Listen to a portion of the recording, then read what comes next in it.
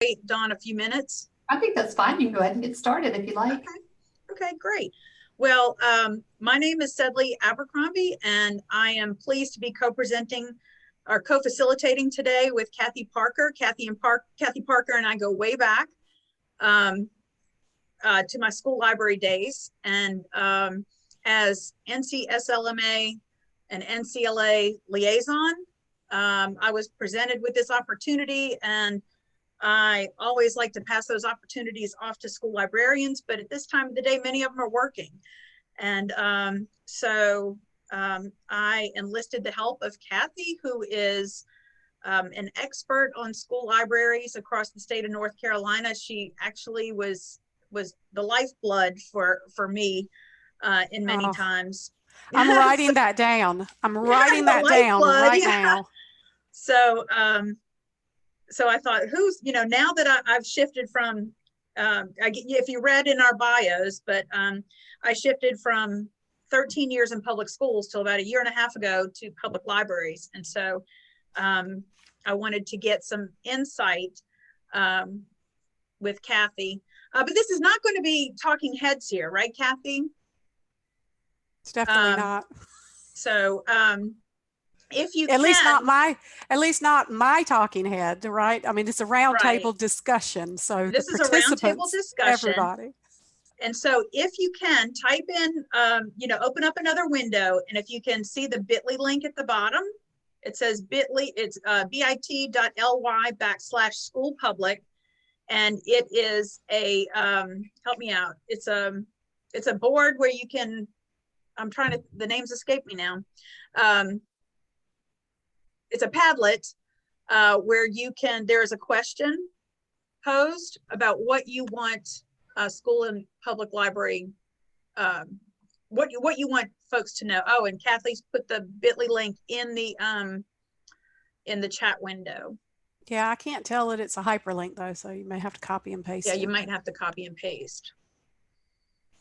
And can I take a minute, Sedley, just to give some background information for me? I see that Delandris is on here, so I saw that. I know that we have at least another school library presence. I'd love for anybody who is pre-K 12 public schools library to just note it in the chat. That way we know if there are other school librarians who were able to join us. I met with school library media coordinators at the state level. That's what we call school librarians, school library media coordinators.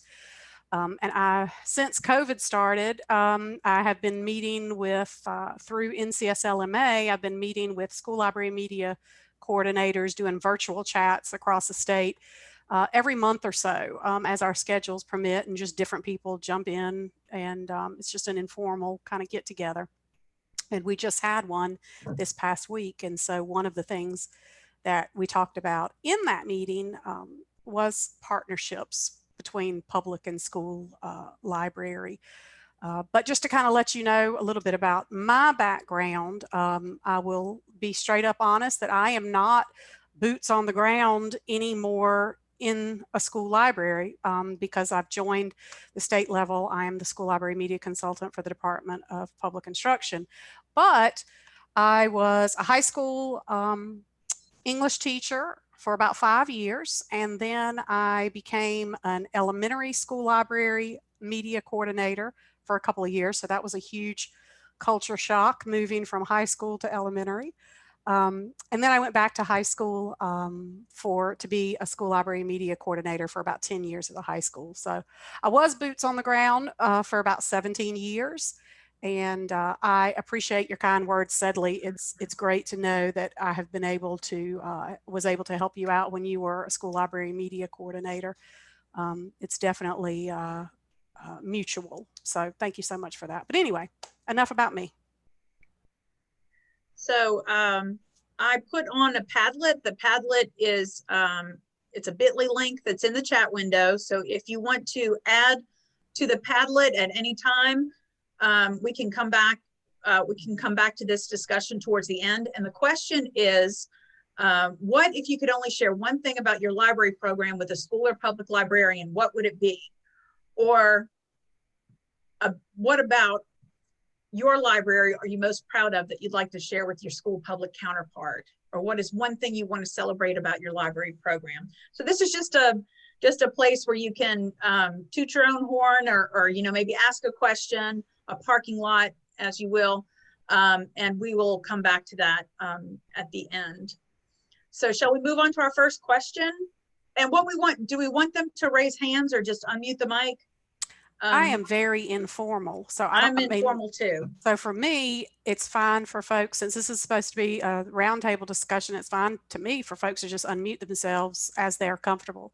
Agreed. And it's up to y'all. We're all adults. So if you want your camera on, you can turn it on. If you want it off, turn it off. I know sometimes there's bandwidth issues anyway with cameras. So okay, whatever you feel most comfortable with. All right. Well, great. We'll start with our first question. And I think we've already sort of introduced ourselves. If you don't know me, my bio's in the program. So let's see. Our first question: what are common goals and missions that school libraries and public libraries share? What are common goals or missions that school libraries and public libraries share? Any comments? Any comments? Yes. I would say enhancing literacy. Okay.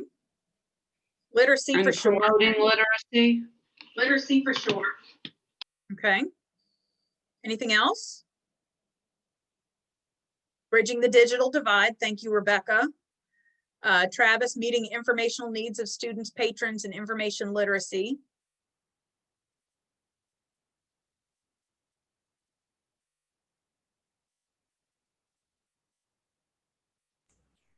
And going along with literacy too, thinking about not just literacy, but I think it's a common goal for both to have help create lifelong learners.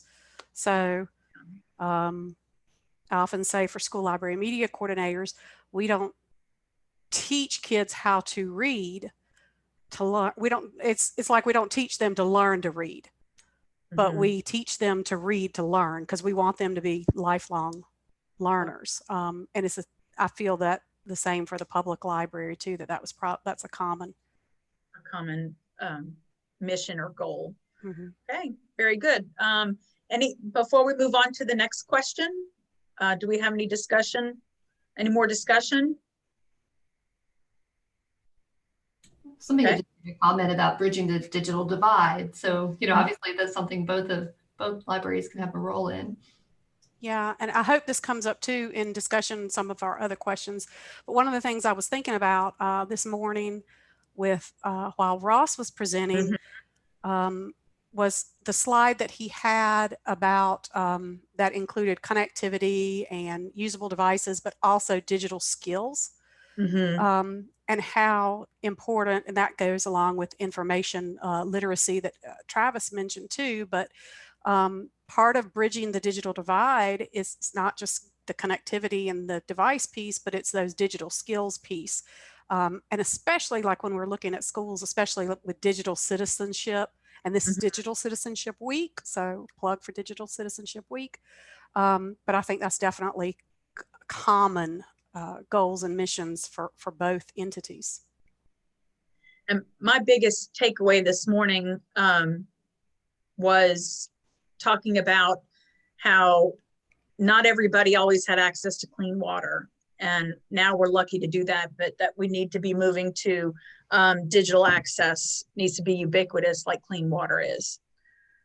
Okay, so and teaching tech skills. So we do that in school libraries, but we can also do that in public libraries as well. Okay, so I'll move on to the second discussion point. How would cooperation benefit students and public library patrons? Any thoughts there?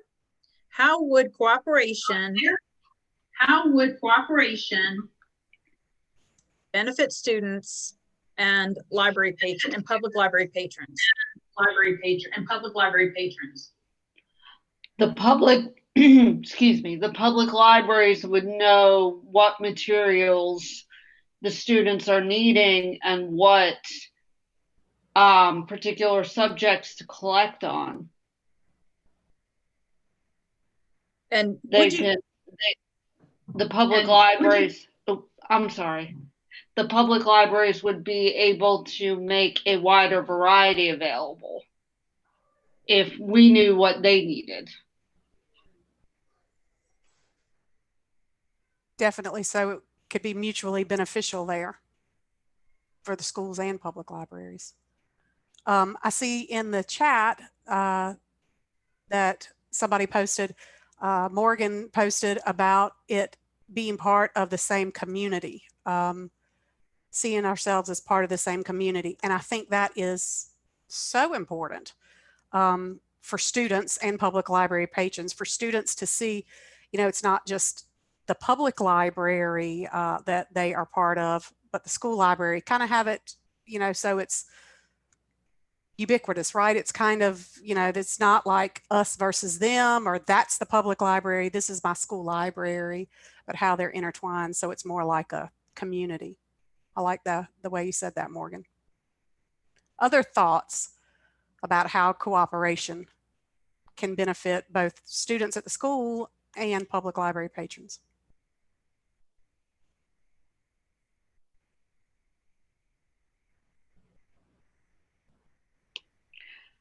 The public library staff would be able to help students if we knew, just for an example, what databases they had access to at the school library and what their school media coordinators were showing them.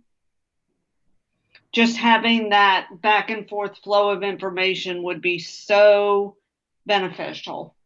Yeah, and you can't really have that if you don't have, if you haven't established that communication with the school or the school library. If you don't have any kind of cooperation already or collaboration. So it would be definitely important. I'm sorry, there was somebody at my door. That's okay, that happens. So I have presented on school and public library partnerships quite a bit. And it's not a one and done. And just like, you know, maybe if you work in a public library, or if you work in a school building, you know, there's sometimes those relationships happen naturally, and sometimes they need to be nurtured. And, you know, and sometimes folks get along, and sometimes it's more like cats and dogs. So, you know, it's definitely, there is, AASL has a whole packet on school and public library partnerships and some examples of how to do that. That doesn't necessarily,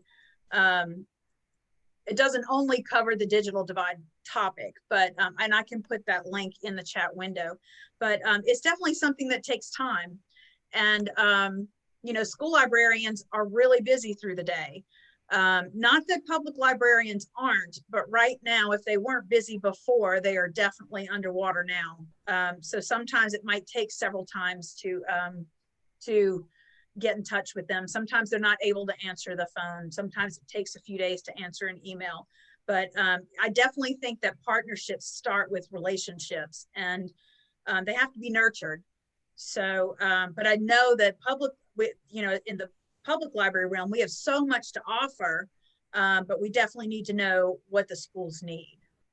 So something I'll add to that too is I mentioned that I had just met this week with a group of library media coordinators. And one of the things that they mentioned in our discussion was that they thought that cooperation could really benefit students because it can ease disparity. So that's something when we're thinking about the digital divide. And it makes me think of Ross's discussion this morning too, that the digital divide is a symptom of basically the socioeconomic inequality and disparity. And so school library media coordinators often think of public libraries as an entity that can help ease that disparity. That's one of the things that I noted from that discussion with them earlier this week. And sorry about my cat. I've got all kinds of issues going on. It's okay. Travis made a comment. Travis currently assists community college students by helping them with their research papers. The public library is a gateway to primary source materials.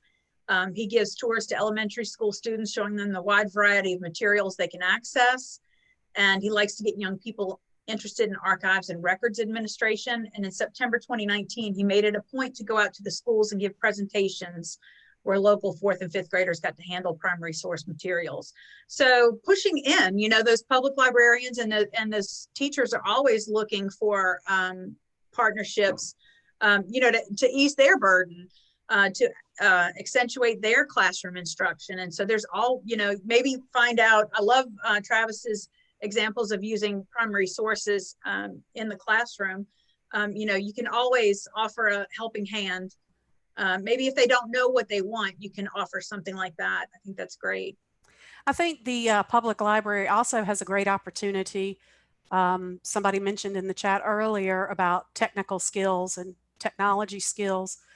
But I think the public library has a great opportunity to help parents. So not just benefit the students, but the question also deals with how can it help the public library patrons? Now we hope that the students are going to be public library patrons as well, but their parents, I mean, right now it is very difficult for parents to navigate the technological world that's necessary for education right now. So thinking about how cooperation between the public library and schools could really benefit parents, where the public library they're teaching, you know, technical skills or helping their patrons with technical skills. So I would say if your public library isn't already doing it, one way to kind of build relationships with a school librarian is to find out from the librarian, or if the school unfortunately doesn't have a school librarian, maybe an administrator or a teacher contact, or someone at the central office level, but find out what technology the school system is using that parents need, like what Canvas, like are they using Canvas learning management system? Are they using Google Classroom? Are there certain apps, or how are they accessing ebooks? What platform is being used, so that the library can help those parents or students with the technology that's necessary for their school. Okay. Wonderful. Any other additional thoughts on how cooperation benefits students and public library patrons? I really just love the comment in the chat earlier about it being a community.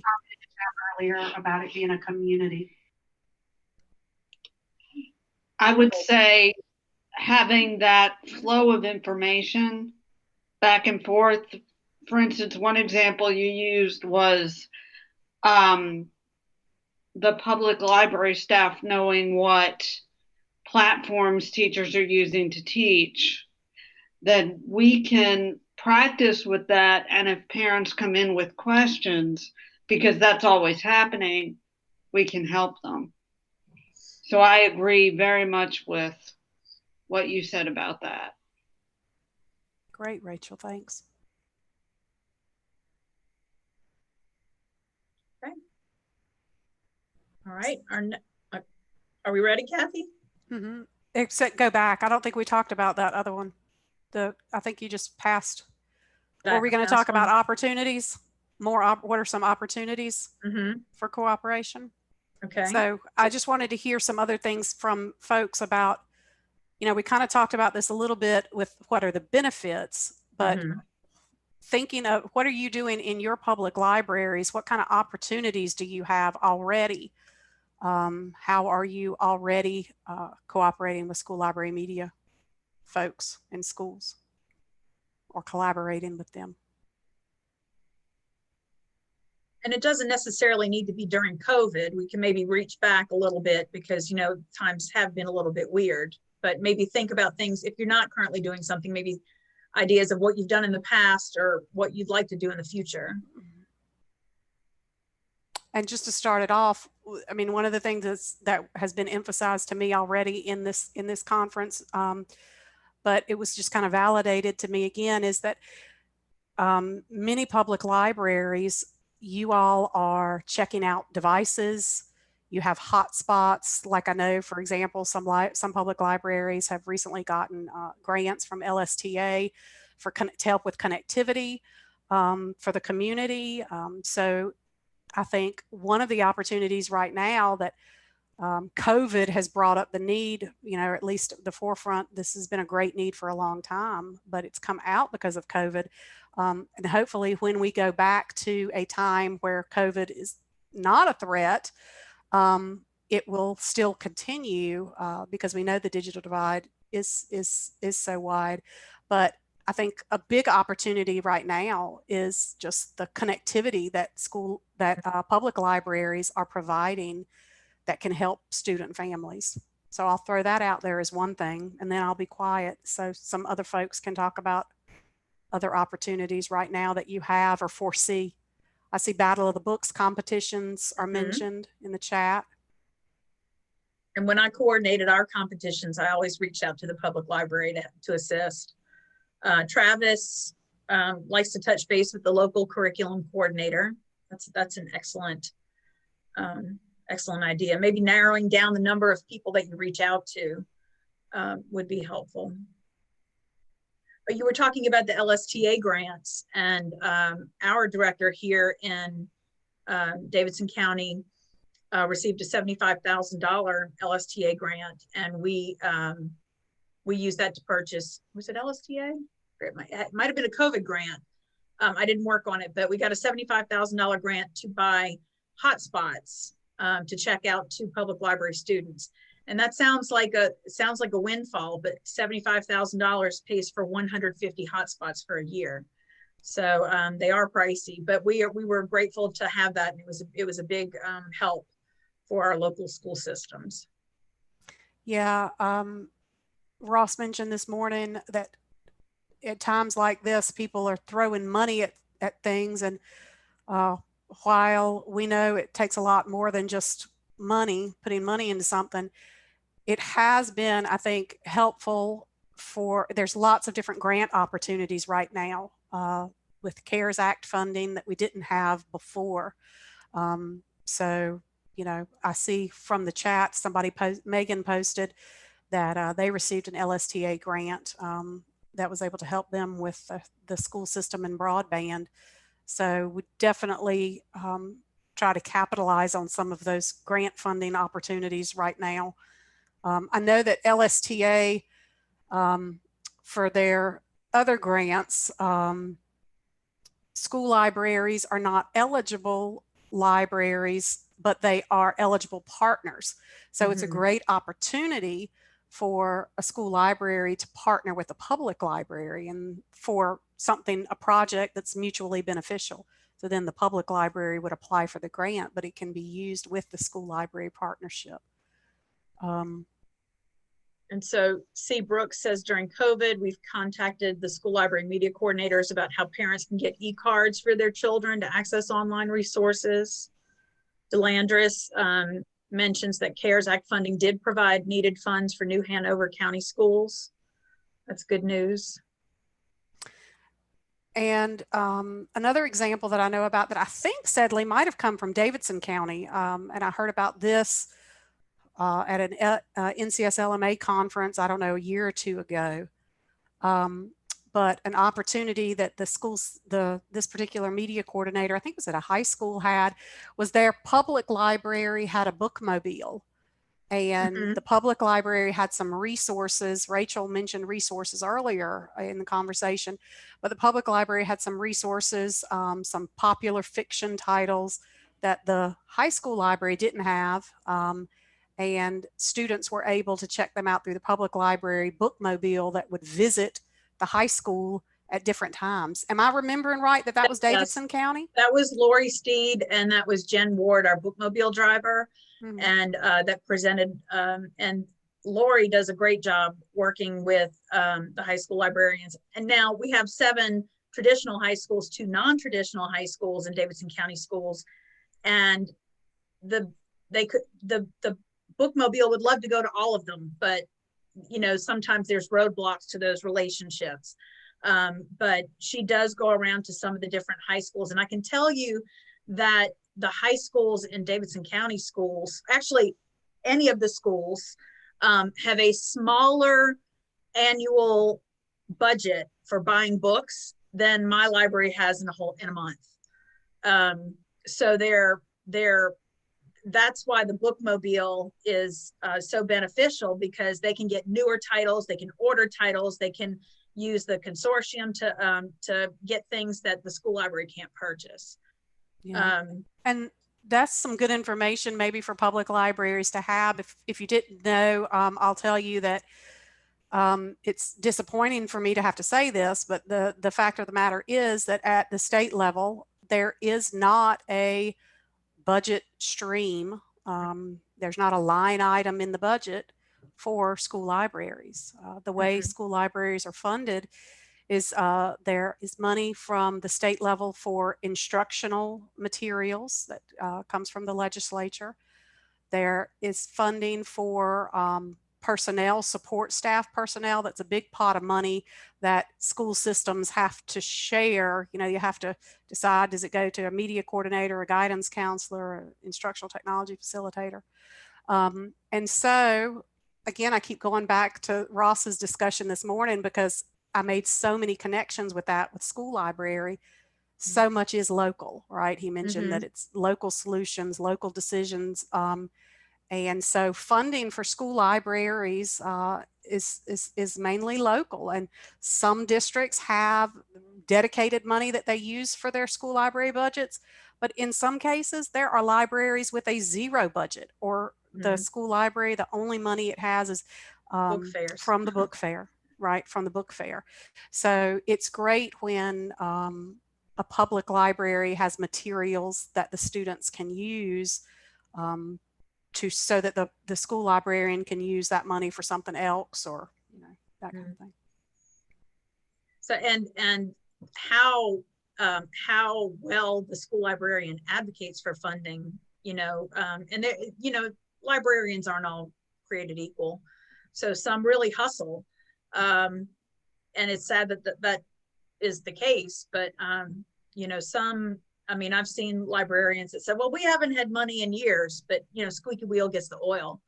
But the bookmobile is definitely a great partnership. And if you don't have a bookmobile per se, you can bookmobile in your car with some, transit boxes and just take in graphic novels and things like that. Because the public library is able to buy things that the school libraries can't. Mm-hmm. And something that was mentioned at my library media meeting the other day, one of the media coordinators I noted said that Sora has been a game changer. So that's another opportunity for cooperation between public libraries and school libraries. And I know one of our questions later relates to Student Access Initiative, but this was a district who has had that in place. And she said that students were taking advantage of that, but when they got the Sora app, she saw a huge increase in students using those e-resources, digital resources from both the school and the public library. Okay, any other examples of opportunities for cooperation that we haven't mentioned?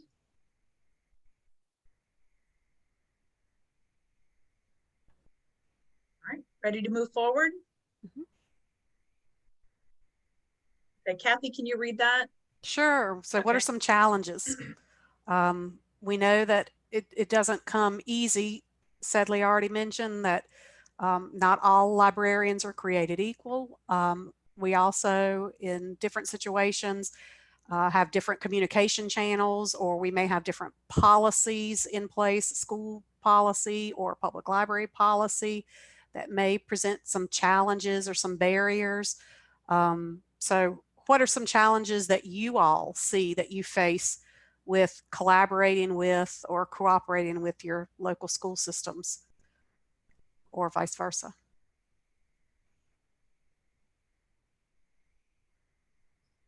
limited space, time, and availability. Yes, there's never enough space, time, or availability. That's the tune of every public educator, I think, for sure. Well, I think now that, everybody is so conditioned to virtual meetings that, that sort of helps with the space, time, and availability. If you don't have time to meet your counterparts in person, you can always invite them to a Zoom chat or Google Chat or FaceTime. How many of you that are on the meeting today are public librarians? How many of you know who your contacts are for your local school system? Just throw in the chat or unmute yourself. And do you know who the school librarians are at the feeder schools that are in your community?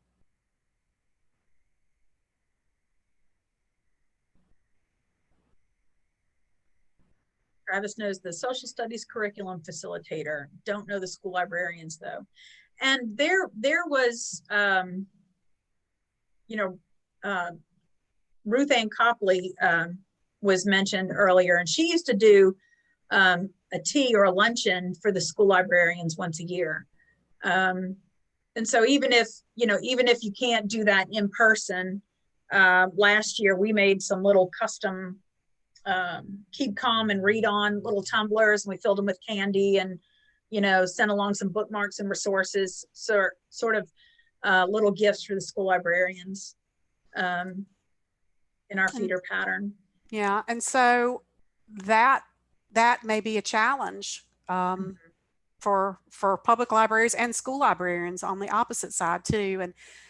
And when you're overwhelmed, a lot of times school librarians are wearing about 5 different hats at their school. And public librarians, you all have lots of different responsibilities too. Different set of challenges. Yeah, different set of challenges. So just finding out who that person is may be that's the first challenge, the barrier that you can overcome. Most of that information is available on your, you can go to the school website. At the district level, at a school systems district level, I'll tell you that there are some districts very few who still have a dedicated person that is the library media services director. So you can go to their district webpage and find out who that person is and reach out to that person. But in most districts, the person at the central office level who kind of supervises library media is going to be like the chief technology officer. In some cases, it is the person at the central office level that is responsible for curriculum and instruction. And so that can present challenges because you don't know who to reach out to at the district level. But hopefully your school libraries have websites on their school page. A lot of times the library media coordinator is the one who manages the website for the school. So that's a place.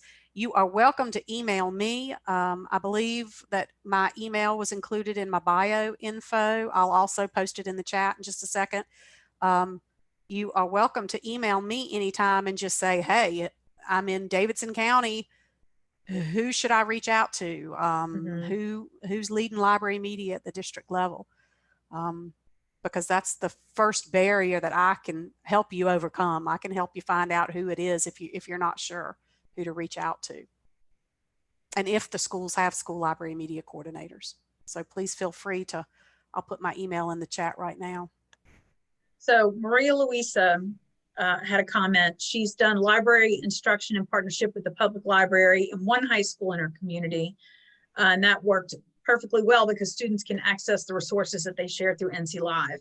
And I think that, in the past 6-8 months, you still had a whole subset of teachers that were reluctant to use digital resources. And now that's become ubiquitous. So, it's become necessary. And NC Live is a wonderful resource that students can access remotely.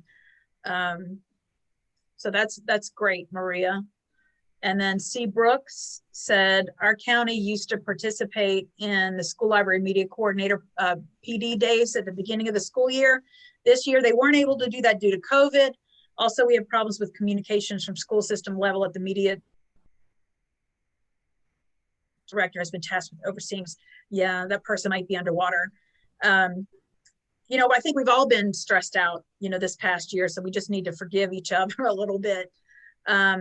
But if you're not able to meet face-to-face, maybe, you know, maybe you could offer some PD for media coordinators, or even if they can't meet at a certain time, maybe record some videos or some instructional tools, you know, maybe regarding NC Live or other digital resources or other print resources that are available in your library, and sharing that. And one of the challenges that COVID presents is because even when schools are in some of y'all's areas, schools are going back, they're in a hybrid, you know, schools have a variety of different schedules now. Some are still completely virtual, some are hybrid, and they have different days that they're going to school, AB days, and that kind of thing. That poses challenges because at other times where sometimes the public library would come in, like on a parent literacy night that the school was having, and the public library could come in and do a card drive or share at parent literacy night, different things that are going on in their library. Hopefully you could still participate virtually, but schools, as you can imagine, even the ones that are going back hybrid, are limiting folks that can come in and out of school, right? You can't have visitors physically coming in. And so that presents challenges. But when we go back to a time, when we look forward to a time when we can have more interaction like that, it reminds me of a challenge that a public librarian had voiced at some event that I was at, where she couldn't get parents to come into the public library to get cards for the kids, so that the kids could use things like NC Live or, you know, the digital resources. And that this school system did not have that student access initiative. But what she did was she met parents, you know, the pickup drop-off line. So at 2:30 when school was out, the public librarian was there at the school. She had worked it out where she could greet parents in the car line. And while they were waiting to pick up their kids, I don't know how many of you all have seen a car line at a school, but if a school gets out at 2:30, parents are there at 1 o'clock. 12 o'clock. They're there and they sit in a line for an hour waiting for kids to get out. And she took advantage of that and used that as an opportunity to talk to the parents that were waiting about their public library cards, and she did that, worked that out. So that's an idea when you're actually able to do something face to face, because that can be a challenge, and we definitely have that challenge now.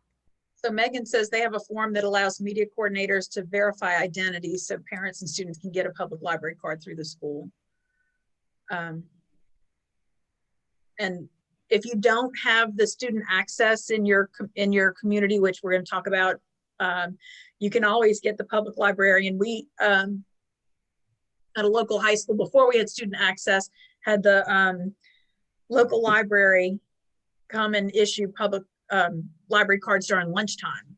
So nobody was forced to, but they were able to go up to the table, and I think they ended up writing up like 150 cards that day.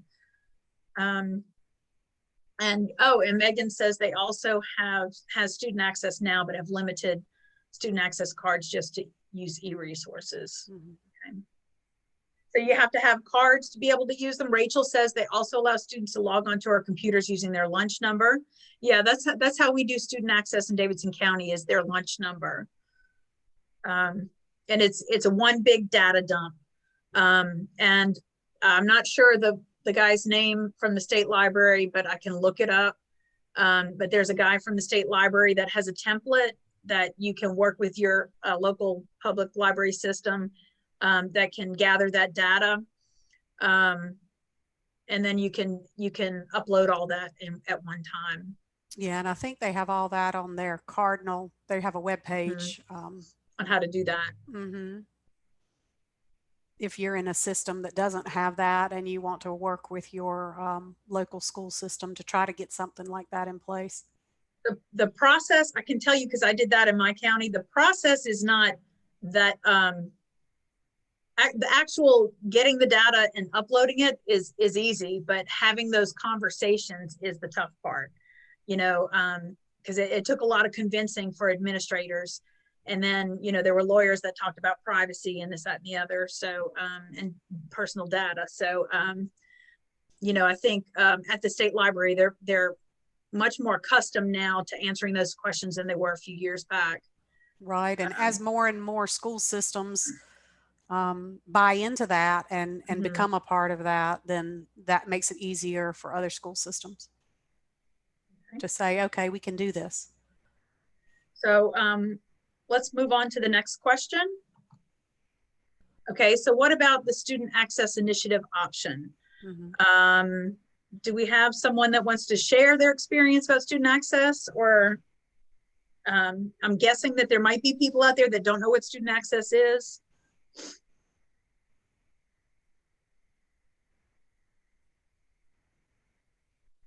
And that's what I was referring to when I said that the media coordinator said that they do have student access. I think does the state library call it the Student Access Initiative? Because I know that school systems have different names for it, right? Yeah, the state library calls it student access. And there is one person at the state library, it looks like Megan put in somebody's contact information. And there is a template, and you give that to your data. The person at the school needs to get that to the student information systems person. So the person that keeps track of data. So there should be one person in your county, and there should be a different person at each school. But she's able to retrieve a spreadsheet with the correct columns, and then you can upload that, or you can download that document and you can send it to the state library. And it takes a little while for them to upload that information, but that information, depending on how you do logins, it's just once a year. And then when you have new people, you know, you just deal with those once in a while. But you upload the data once a year. And in our district, we use lunch numbers because the kids have to use their lunch numbers anyway for lunch. And it's not, you know, Social Security or it's not easily identifiable information. So, and in ours, we use the lunch number to log in, and the last 4 digits is the PIN. And we've been very successful, but you've got to, you know, every year those teachers and the administrators and the librarians, you know, that the staff rotates all the time. So you have to keep beating that drum every year and reminding folks how to do that. Okay, so Kathy posted a link. Is that for the student access information? Yes, it's got some information there. That's from the state library's site. I just went and found that real quick. And so just to let people know too, that, you know, as the public library is working with the school system at the time for this, hold on just a second, because I'm getting a message. You know, I forgot to take my phone off the hook. It's distracted me. So sometimes with this, you know, the school system does have specific things that you have to do and restrictions that you just have to know about. And it may take some finagling, but you just work back and forth. But it's been very useful to many school systems and to students. So if your district isn't participating in student access with a school district, it might be a great opportunity right now to start having some of those conversations about it, if it would be mutually beneficial. Well, I definitely think it's mutually beneficial because we were able to, you know, our school district subscribed to World Book Online, and everybody loved it. And we were one of the top users in the state, and it was cut from the budget, from the school budget, and the public library was able to pick that up. And so that was definitely a talking point for collaboration. So, and the schools, you know, the public libraries have built-in budgets for digital resources or access to things like NC Live that we can offer to public schools. Any other questions or comments about student access initiative?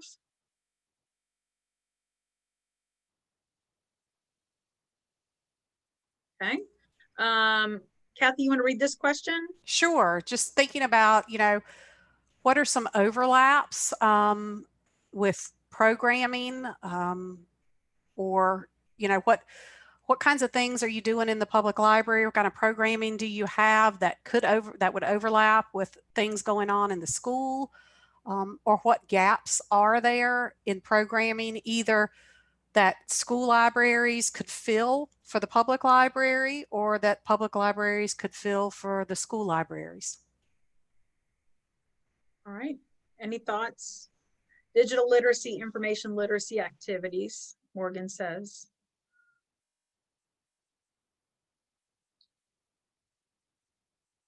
Okay. Any comments? I'm thinking Battle of the Books, you know, assisting with that. That's I think that's a great place to start if you have Quiz Bowl in your area.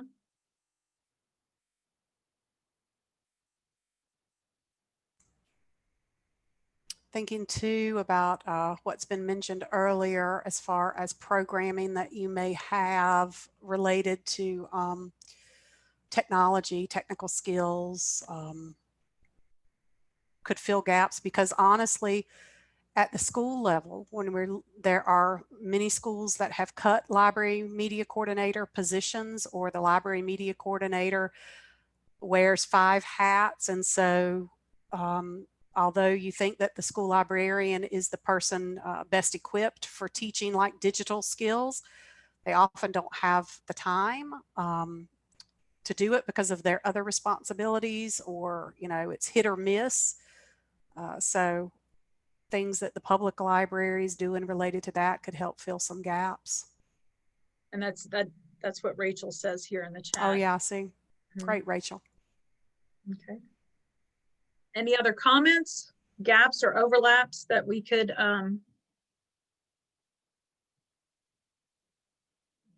moved ahead? All right. So how could our how could outreach efforts be combined? How could outreach efforts be combined? Any ideas?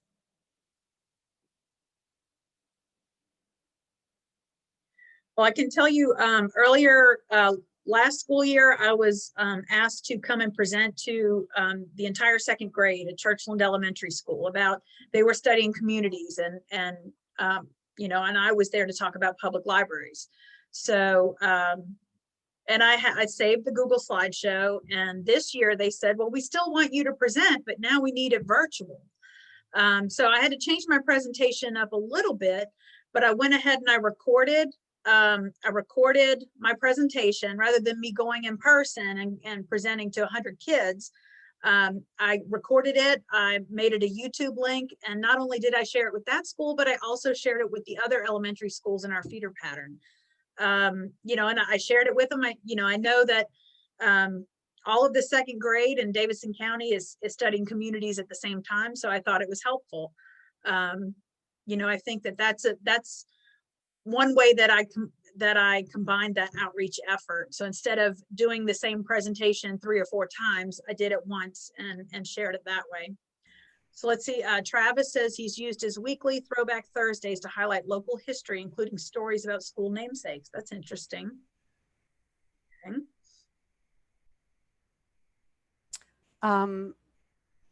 Something that was mentioned recently at my meeting with media coordinators was that with public libraries and schools, they can mutually share events, outreach events that they're doing or activities through their communication channels. So like for things that the media coordinator knew were going on at the public library, she would share those on the school Facebook page. And the public library could do the same thing. You know, if there was a parent literacy night going on at the school, they could share that. So it, you know, it's kind of combines, they use their communication channels for each other. Okay. Tamika shared that she's in the process of connecting with the public library to provide information sessions to our pre-service students about resources available. Okay, very good. And parent nights, you know, right now we're not face-to-face, but you know, parent nights are always a great place to share your public library resources. And of course they're doing them virtually. So, I mean, you know, Yes. whether that's something else to find out. School systems, some use Zoom, some use Google Meet. I mean, they have different technology platforms, video conferencing platforms that they use. You know, so the public library could reach out and say, hey, can we join your, you know, your virtual meeting, your virtual chat, and vice versa. School librarians, you know, for the events that public libraries are doing virtually. Something else that was mentioned was doing things like joint book clubs. So instead of the school having a book club and the public library has a virtual book club, having joint.